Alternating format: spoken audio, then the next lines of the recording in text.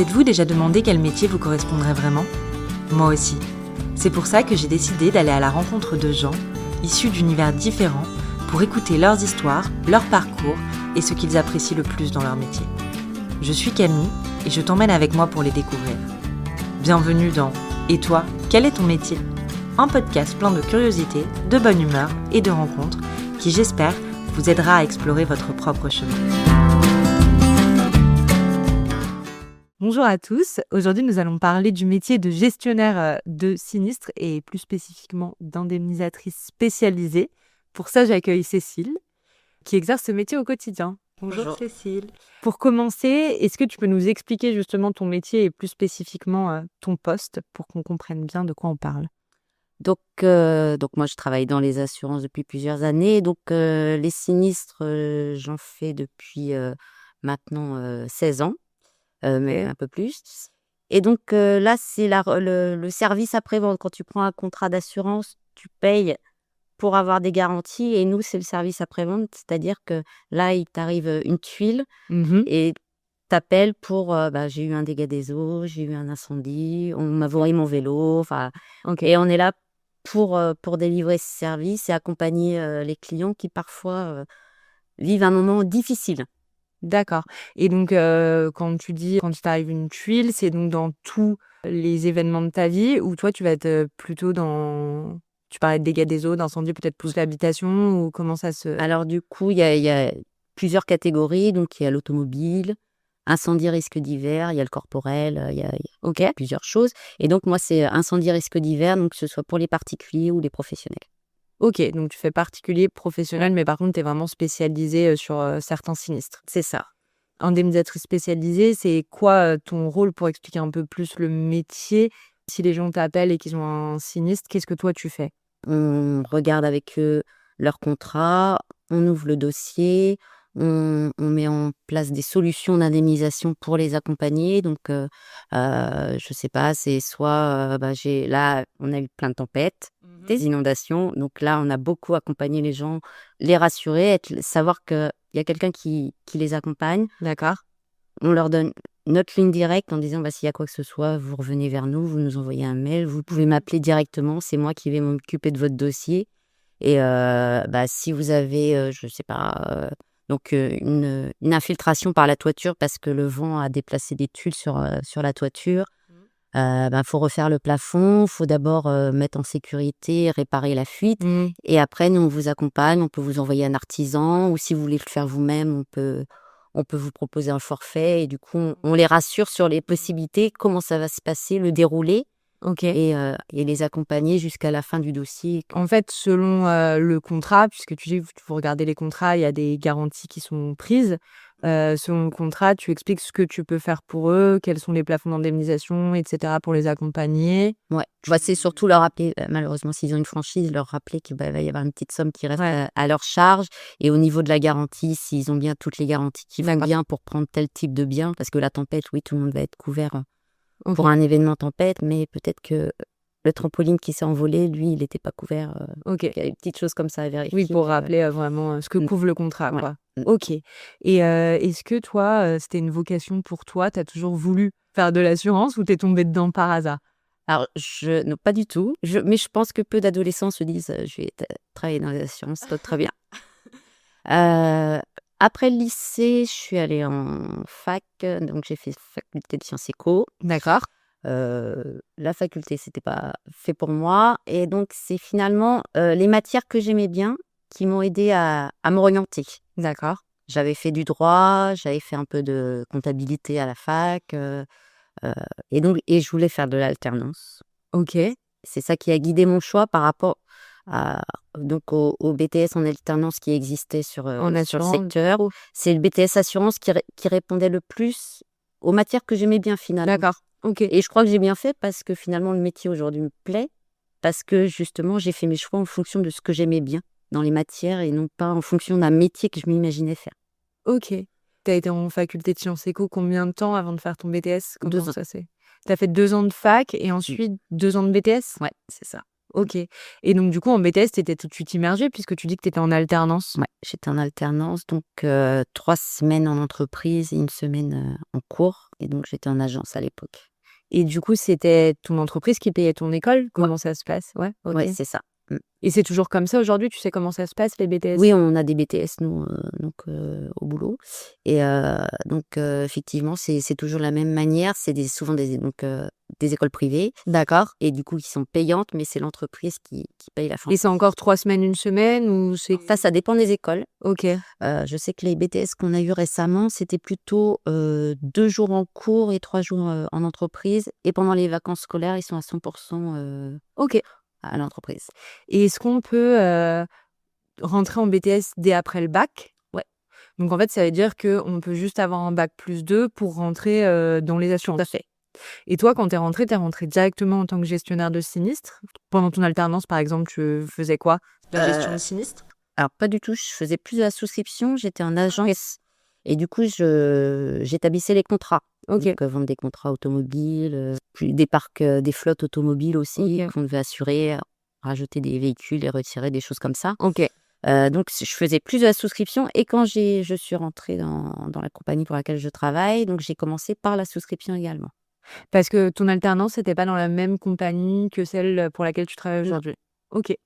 Et après ton alternance, tu pas restée dans la même compagnie? Tu as tout de suite, été dans la compagnie pour laquelle tu travailles aujourd'hui? Non, à la fin de mon contrat d'alternant, j'ai fait un CDD d'1 an dans une autre agence, OK. mais sur Rennes ce coup-ci.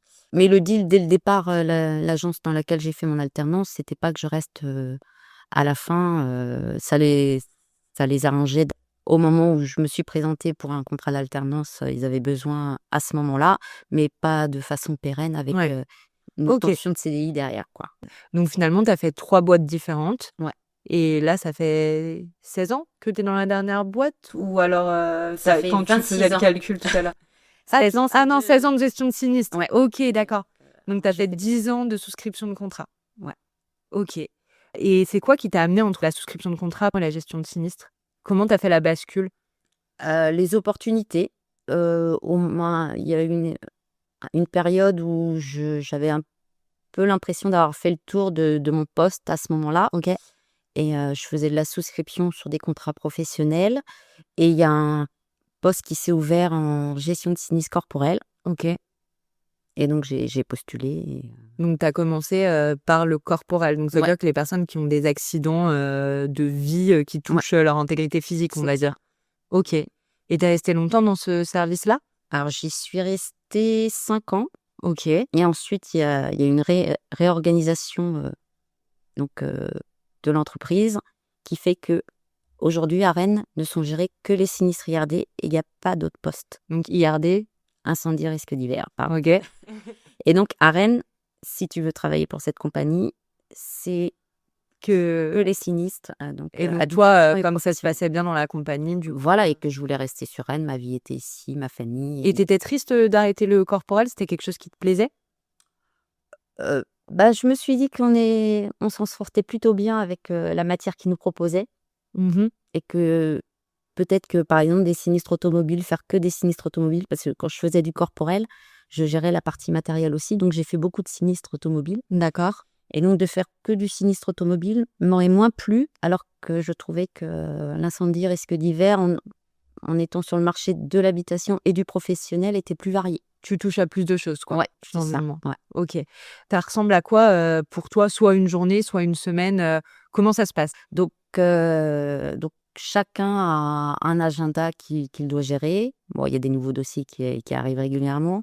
Mais donc moi, quand j'arrive le matin, je regarde mes mails, je regarde ma réception de la veille, voir si j'ai eu des pièces urgentes à traiter qui sont arrivées ou des choses qui peuvent être traitées rapidement. Donc je OK. commence d'abord par ça et ensuite je vais, sur, mes dossiers qui vont prendre un peu plus de temps et là, je vais prendre le plus ancien et si ça fait, 10 jours que j'ai reçu un document, ça peut être, une décision, de justice qui a été rendue, j'ai reçu un jugement, faut que j'étudie, qu'est-ce qu'on fait, sur ce dossier? Je dois, discuter avec l'avocat parce que donc je gère des dossiers contentieux. Quand tu parles de décision de justice, justement, quel type de contentieux tu as à gérer? dans les assurances? Alors, donc, soit ça peut être donc notre assuré qui a été victime d'un sinistre, hein, et que nous, on a indemnisé. Mais au-delà de son contrat, le responsable n'assume pas toute la responsabilité, ne fait pas les choses comme il faut pour remettre. OK. Ça veut dire qu'il y a un responsable, en fait, il y a un Ouais. auteur et votre assuré est victime et donc vous Ouais. allez plutôt vous retourner contre l'auteur Ah, du souvent, sinistre? plutôt l'assuré qui lui part des fois Ah au oui, OK. judiciaire. Et en vous assignant, Et vous, la nous de compagnie Des fois, il nous et assigne l'auteur? et du coup, des fois, on l'accompagne et on voit avec lui OK. et on y va avec lui. Mais souvent, il y a au départ une expertise judiciaire et OK. qui dévie sur une assignation au fond OK. derrière. Heu, Donc tu as l'aspect juridique, du coup, voilà. à ce Mmh. niveau-là. Mmh. Mais tu peux recevoir quoi d'autre, comme document, quand tu arrives sur des dossiers où tu vas devoir intervenir? Alors moi, je suis dans un service spécifique qui s'appelle le service recours et donc j'exerce des recours contre des compagnies d'assurance assureurs d'un tiers responsable OK. et je subis aussi des recours de OK. compagnie parce que c'est mon assuré qui est responsable. D'accord. Et donc là, j'ai des dossiers parfois où il m'envoie tout un dossier en me disant en m'évoquant en quoi mon assuré est responsable, le chiffrage et cetera. Il faut étudier toute la position du dossier, si tout est conforme et donc c'est un peu plus long des fois OK. à étudier. Donc tu vas étudier les recours, exercés contre ton assuré et tu vas trouver, des arguments aussi pour y répondre? Ouais. Et vous travaillez aussi avec, tu parlais de rapport d'expertise judiciaire tout à l'heure, mais aussi avec des experts, je Rapport d'expertise, en crois, annuel, sur la responsabilité, ouais, quoi. OK. qui lui détermine les causes et circonstances et chiffre les dommages. OK. Et ensuite, c'est nous gestionnaires, parce que lui, il prend pas position, l'expert, il est là pour Et tu as déjà les constater faits? Mmh. et ensuite, c'est nous qui analysons. OK, donc vous analysez en fonction, de vos contrats aussi, Ouais. certainement?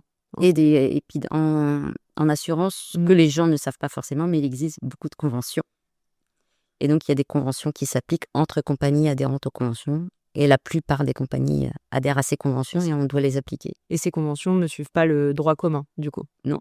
Bonjour. Donc il faut connaître et le droit commun C'est et ça. la convention et savoir ce qui rentre Voilà. dans chaque cadre. Donc moi, je sais que c'est ça qui me plaît. C'est qu'il y a Dans beaucoup, en ce fait, de réflexion C'est ça. intellectuelle et puis trouver des petites failles C'est aussi, ça. Mmh. OK. Et donc du coup, donc tu gères tes dossiers, donc toute la journée. Est-ce que, tu travailles des fois, tu es amené à travailler en équipe, sur des dossiers ou tes dossiers, ils sont vraiment individualisés? Alors, je gère, chacun gère individuellement ses dossiers, mais par contre, on est une équipe, OK. donc parfois on se pose des questions et alors, quand on est en télétravail, c'est à distance, mais sinon quand on est, sur site, on en discute ensemble. «Bah, tiens, toi, tu ferais comment? OK. Toi, j'ai tel dossier, là, je suis un peu coincée». Puis des fois, le fait de réfléchir à haute voix et d'en discuter avec quelqu'un, Bah ça oui, ça développe débloque.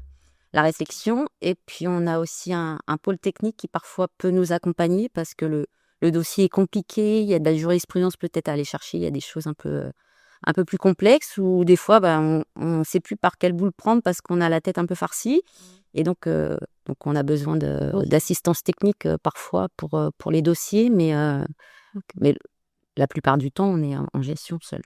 Tu disais que tu donnais, ta ligne, directe aux assurés. Est-ce que vous êtes aussi un centre d'appel? C'est-à-dire dès qu'il y a un problème, ils tombent sur vous? Ou est-ce que vous faites vraiment que de la gestion? Donc alors, on a eu une période où c'était ça. On avait une plateforme qui était sur Rennes, hein, mais Mmh. qui répondait au téléphone et qui faisait les ouvertures et cetera et on avait le back office et donc moi, j'étais plutôt dans ces équipes-là OK. et aujourd'hui, non, on a tous, nos heures de permanence et donc je prends aussi les appels. Alors moi, je suis spécifiquement sur une ligne dédiée aux assurés du personnel, en fait. C'est tous les employés de la compagnie qui sont OK. assurés, donc tombent sur nous. Donc moi, OK. je gère spécifiquement cette, Donc tu n'as pas le tout venant? sauf si on est en entraide, comme OK. actuellement. OK. Ouais, et je parlais des tempêtes et des inondations, donc il y a eu une masse, d'appels, très importante et donc il a fallu qu'on vienne en renfort OK. pour faire les ouvertures et donc là, bah, juste avant la semaine dernière, je travaillais et on a fait que ça, toute la semaine. Et c'est combien de temps, là, la semaine dernière, c'était exceptionnel, mais sinon, c'est combien de temps dans ta semaine, que tu es disponible pour les appels, Alors sur ma ligne directe toute la journée, Oui, mais sur la ligne commune, pour la déclaration de oui, sinistre, voilà. c'est 2 heures par jour. OK.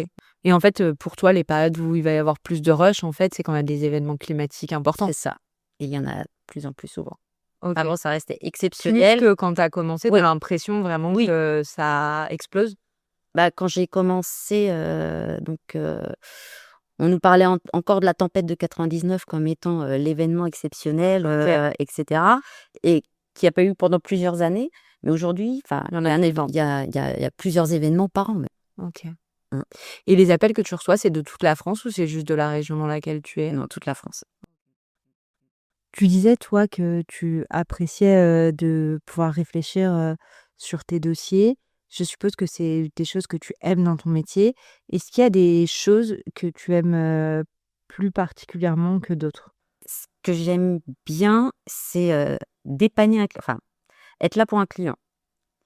Il est en galère et là, il appelle: «Je vous ai envoyé la facture, c'est toujours pas réglé», et je vais m'en occuper. Je sais que tu en as besoin de cette indemnité que tu attends, Mmh. et bah, je m'en occupe, et ça, je suis contente pour lui, je suis contente pour moi d'avoir pu aider.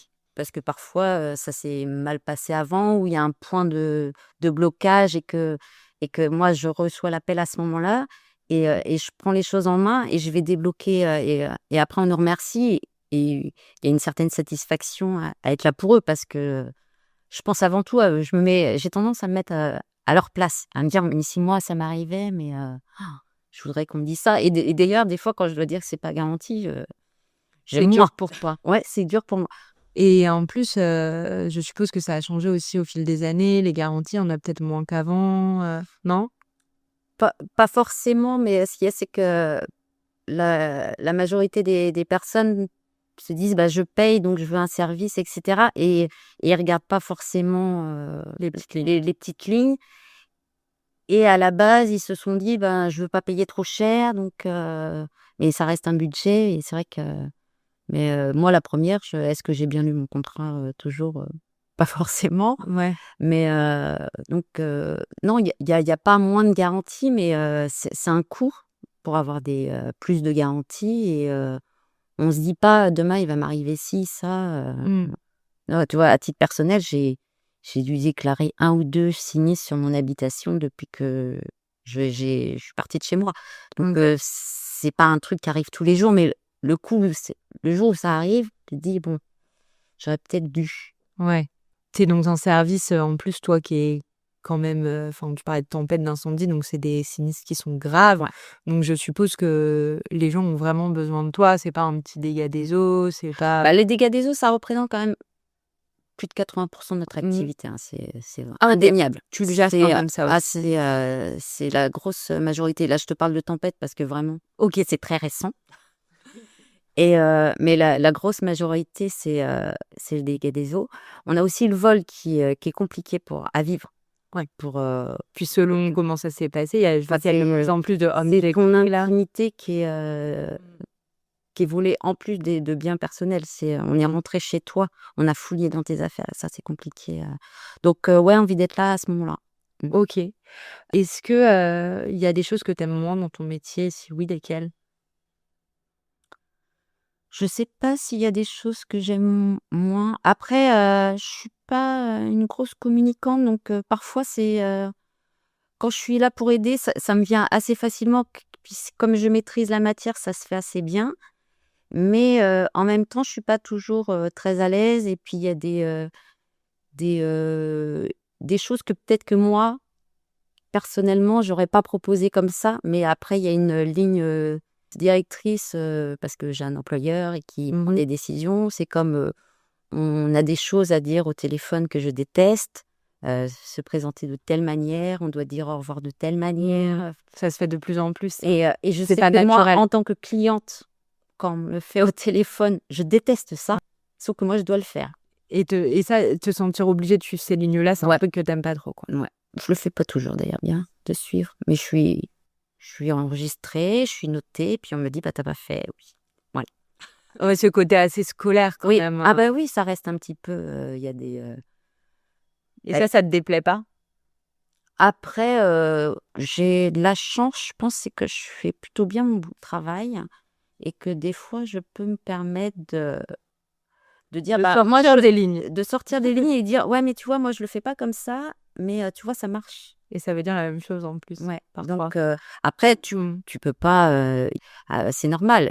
Il y a une image de marque, il y a une décision qui est prise. Enfin, je dois suivre aussi les règles. Et d'ailleurs, par contre, il y a un côté très scolaire, mais il y a un côté, tu peux prendre des décisions, des dérogations sur un dossier si tu l'expliques et qu'il y a du bon sens. D'accord, Et ça, c'est ce que j'apprécie quand même. ok. Ton rythme de travail, tu travailles combien d'heures semaine? Est-ce que tu as des congés, des RTT, du télétravail? Dis-nous tout. Alors, j'ai de la chance de travailler en compagnie, ce qui n'est pas du tout la même chose que de travailler en agence, D'accord. où il y a un côté beaucoup plus commercial et une relation client directe qui peut être appréciée par les personnes qui travaillent dans l'assurance. Donc, moi, en compagnie, donc on a 14 jours d'RTT. Ok. En tout, on a quasiment 8 semaines de vacances. D'accord. Et donc, et des journées de 7h12. Ce qui est pas mal aussi. Ce qui fait combien d'heures ramenées Ça fait à la 36 semaine? heures. 36 heures semaine pour 14 jours de RTT. Ok. Donc, des avantages. Ok. Ouais. Et Et 3 jours de télétravail télétravail par semaine. que vous faites forcément ou comme vous voulez? Alors, il y a 2 formules, enfin 2, même 3 du coup. 3 jours de télétravail, un seul jour de télétravail ou 0. C'est toi qui choisis. Voilà. Ok. Et est-ce que c'est un métier où on peut bien gagner sa vie? Et est-ce que tu peux soit nous donner ton salaire, soit des fourchettes, savoir si c'est évolutif, si ça évolue Alors en bien? compagnie, en général, ça paye plutôt pas mal parce que c'est quand même qu'un bac+2 Ok. à la base. Ouais. Et puis tu peux très bien rentrer dans une. Aujourd'hui, je ne sais pas quels sont les critères. J'ai l'impression que les critères de recrutement ont augmenté. Mais il y a des personnes qui n'ont pas forcément de BTS assurance et qui travaillent avec moi. Ok.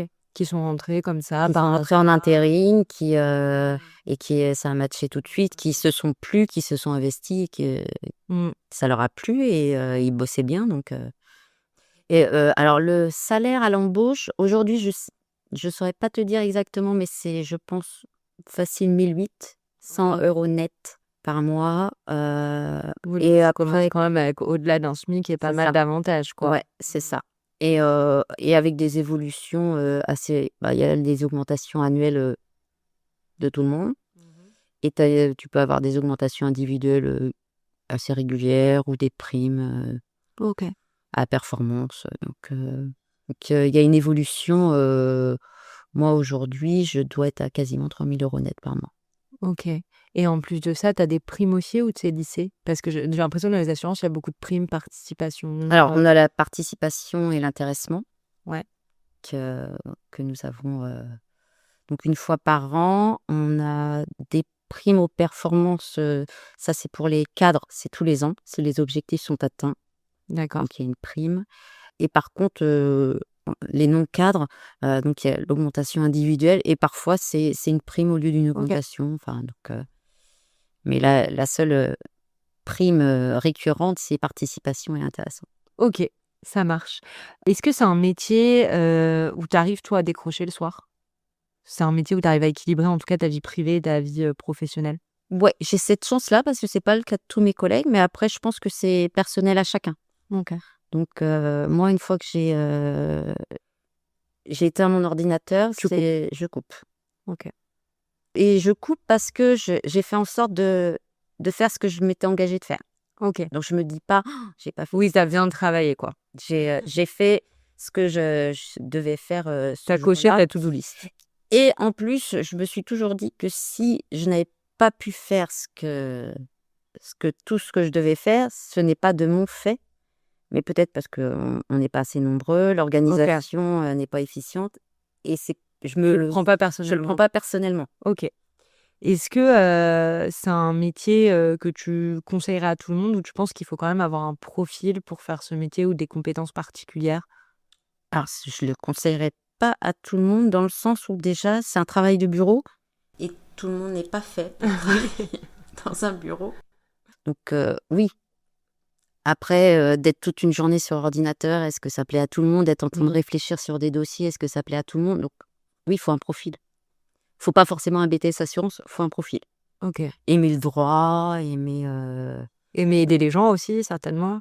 Ouais, mais il y a d'autres. Enfin, je pense pas que ce soit le premier truc. Ok. parce Tu penses que le que premier truc, c'est aimer réfléchir peut-être sur les contrats d'assurance, sur le droit, sur les conventions, comme tu disais toi tout à l'heure, tu ouais. aimes bien ce jeu-là. Après, quand on travaille en agence, il y a la relation client qui est très différente, puisque là, il y a un contact direct. C'est pas la même chose. C'est commercial. C'est Et ça. donc là, c'est pas du tout la même chose. En compagnie, c'est plus les dossiers. Est-ce qu'il y a des clichés sur ton métier que tu aimerais casser? Ou tu penses qu'ils sont valables? Bah, les assureurs voleurs, j'ai l'impression qu'on l'entend moins quand même. Parce que quand j'ai commencé dans l'assurance, on m'a dit ah ouais, assureur voleur. Et aujourd'hui, alors il y a des râleurs hein, quand au téléphone, certains se plaignent. Ah bah oui, quand il s'agit de payer mes cotisations, vous êtes là, et quand j'ai besoin, vous êtes plus là. Donc, mais ça existe dans plein de choses, ça. Enfin, Ouais. c'est pas que les assurances. Et tu penses que c'est vrai?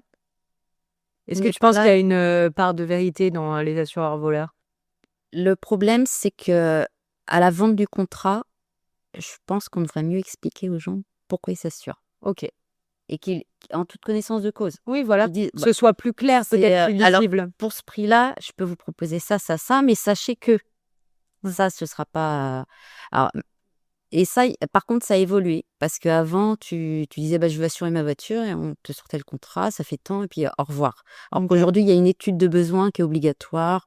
On te dit bien, tu n'as pas voulu cette option-là, tu n'as pas voulu. Donc, Ok. c'est un peu plus en connaissance de cause. Ok. Est-ce que tu as une anecdote en tête à nous raconter dans le cadre de ton métier? Bah, j'ai des anecdotes, mais c'était plus quand j'étais dans le corporel, et du coup, c'est hyper personnel, donc j'en parlerai pas forcément là. Mais il y a eu des choses. Et par contre, j'ai le souvenir le fait du télétravail, d'être en train au téléphone à la maison avec un client, et ma fille qui m'écoute et qui m'entend expliquer qu'il y a un Mhm. petit enfant qui a tapé avec la casserole sur la télé, qui a cassé la télé. Et elle revenait pas du type de dossier que je pouvais avoir. Elle dit, mais c'est quoi ces histoires de casserole? Pourquoi il a tapé sur la télé, etc. Oui. Et elle m'en parle tout le temps. Elle dit, ah, maman, son travail, c'est de répondre aux gens, parce que c'est des sales gosses qui tapent avec les casseroles sur les télé.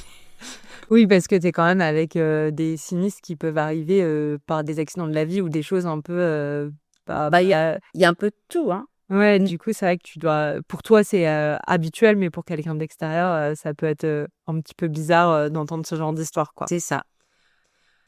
Et est-ce qu'il y a un conseil ou quelque chose que tu aimerais dire à quelqu'un qui voudrait se lancer dans le même métier que toi? Alors, le BTS Assurance, c'est la bonne porte pour mettre un pied rentrer dans ce métier-là, ou le droit. Après, pour travailler en agence, je pense que c'est plus le BTS Assurance qui convient. En compagnie, les deux conviennent. Et donc, bah ouais, faut se lancer. Après, des fois, on se découvre en essayant, quoi. Voilà, j'avais ma belle-sœur qui avait fait un BTS, mais dans le commercial, et qui s'est retrouvée à répondre à une annonce et à travailler pendant quelques années en agence, et elle adorait. Ok. Donc même en étant avec un BTS dans la vente, on peut se lancer aussi. Ok. Et pour finir, est-ce qu'il y a quelque chose qui te rend particulièrement fière, toi, dans ton parcours aujourd'hui? Bah, je suis contente d'avoir aujourd'hui un métier qui me plaît. Je suis plutôt vraiment bien payée, parce que je n'ai qu'un bac plus 2. Et je me dis que c'est cool, quoi. J'ai eu une opportunité, et en plus, j'aime ce que je fais. Et il y a une bonne ambiance avec mes collègues, mon équipe, c'est super. Donc, j'ai de la chance, je crois. Ouais, t'aimes bien ton métier. C'est ça. Bah, merci beaucoup, Cécile, pour ce Bah, partage. Camille. Merci à vous pour votre écoute. N'hésitez pas à vous abonner, à partager l'épisode, et on se retrouve très vite pour la découverte d'un nouveau métier.